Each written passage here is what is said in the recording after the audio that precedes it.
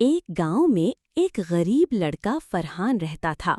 वो रोजाना सुबह जल्दी उठकर शहर जाकर मजदूरी करता और शाम को वापस आकर अपनी बीमार माँ के लिए दवा और खाने का बंदोबस्त करता। एक दिन उसे रास्ते में एक सोने की अंगूठी मिली।